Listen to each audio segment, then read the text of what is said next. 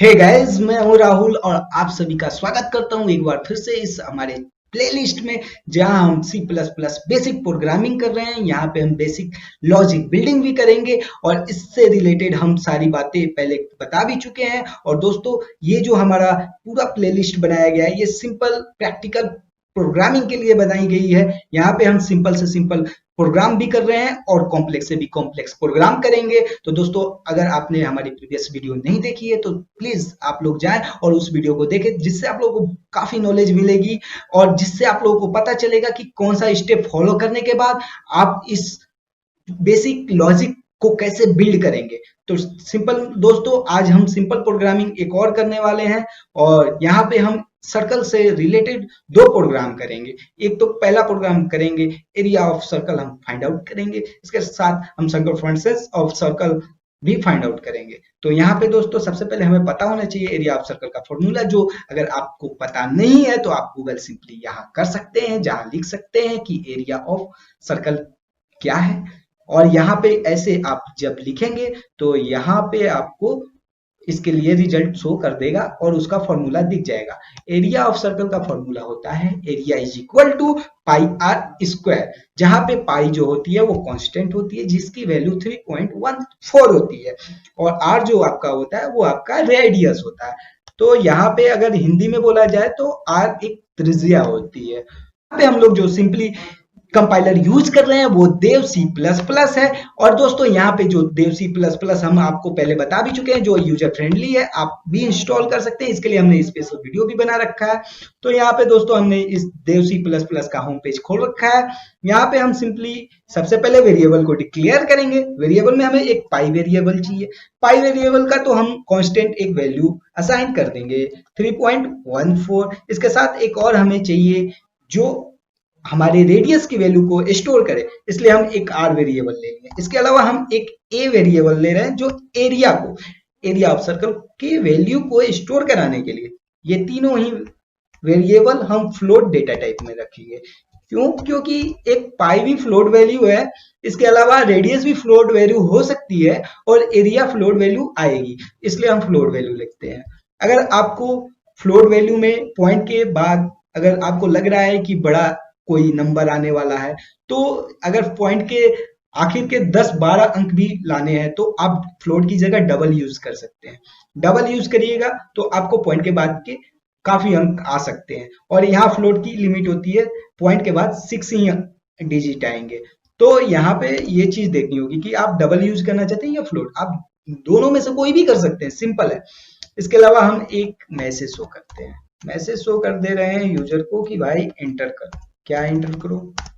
Enter करो radius जो हमारा है वो एंटर करो।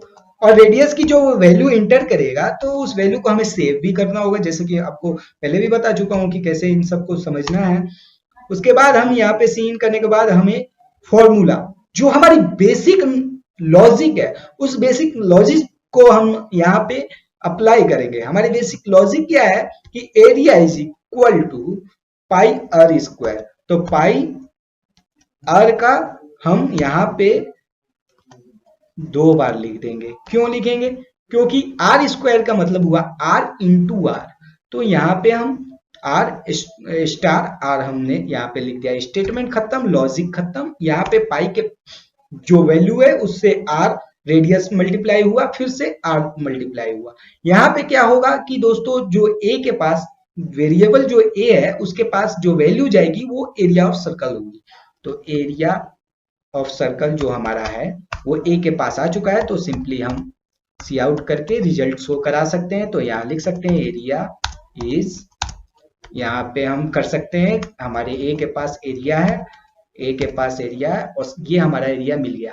अब इसको एग्जीक्यूट करके देखते हैं दोस्तों। अगर एग्जीक्यूशन में, हाँ, यहाँ पे हमने सेव नहीं किया था, सिंपली कोई भी नाम हम रख दे रहे हैं और सेव कर दिया हमने फाइल को, और यहाँ पे हमारा एग्जीक्यूट होगा। हाँ, तो यहाँ पे हमारा एग्जीक्यूट हो रहा है और पूछ रहा है इंटर रेडियस। जैसा हमने वहां पे मैसेज शो किया था वैसे यहाँ मैसेज आ रहा है। तो हम रेडियस डाल दिए 4। तो हमारा जो 4 रेडियस का जो एरिया होगा सर्कल का वो होगा 50.24। 50.24 जो हमारा ये एरिया होगा, ये हमारे रेडियस से अगर मल्टीप्लाई किया जाए पाई को तो ये आएगा। तो आप ये इसको मैन्युअली भी करके देख सकते हैं, मुझे पूरा यकीन है कि ये सही है। यहाँ पे दोस्तों इसलिए क्यों, यहाँ सिंपली हमें करना क्या है, इस लाइन को ध्यान से देखना है। जो यहाँ ये जो लाइन है यही हमारी बेसिक लॉजिक है। यहाँ पे हमने इक्वेशन में जहां चेंजेस किया तो अब ये दूसरी तरीके से बिहेव करना शुरू कर देगी। तो यहाँ पे अगर हम मान लीजिए कि यहाँ पे हमने सर्कमफ्रेंसेस निकालना हो तो हम यहाँ पे क्या लिखेंगे, वेरिएबल मान लीजिए ए ही रह देते हैं या फिर इसको हम सी कर देते हैं, सी कर दे रहे हैं। सर्कमफ्रेंसेस ऑफ सर्कल, यहाँ पे इसकी फॉर्मूला होती है पाई आर स्क्वायर के जगह 2 पाई आर। यहाँ पे आर, यहाँ पे 2 आपका आ गया 2 पाई आर। अगर आपको फॉर्मूला नहीं पता है, जैसा हमने आपको पहले भी बताया था, तो ये आप देख सकते हैं। और यहाँ पे हमारा सरकमफ्रेंस आ गया और यहाँ पे एग्जीक्यूट करेंगे। यहाँ लिखने के बाद हम यहाँ एग्जीक्यूट करते हैं, यहाँ हमारा सिंपल एग्जीक्यूशन हो रही है और यहाँ पे हमारा मान लीजिए रेडियस 4 है, तो हमारा हमारा जो सर्कमफ्रेंस है वो है 25.12। तो दोस्तों ये हमारी बेसिक बेसिक प्रोग्रामिंग हुई। इसके अलावा कल हम ट्रायंगल पे प्रोग्रामिंग करने वाले हैं।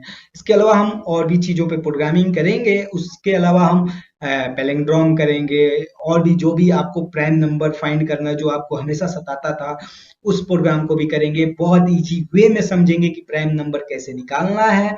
इसके अलावा हम आपको बताएंगे कि कॉम्प्लेक्स प्रोग्रामिंग कैसे होती है, एडवांस प्रोग्रामिंग कैसे होती है। इसके लिए दोस्तों अगर आप हमारे इस चैनल को सब्सक्राइब नहीं किए हैं तो आपसे रिक्वेस्ट है कि आप हमारा इस चैनल को सब्सक्राइब करें और हमारे रेगुलर वीडियो अपडेट को बेल आइकन दबाकर प्राप्त करें। और दोस्तों आप सभी के सपोर्ट बहुत ही इंपॉर्टेंट है। Thank you. जय हिंद।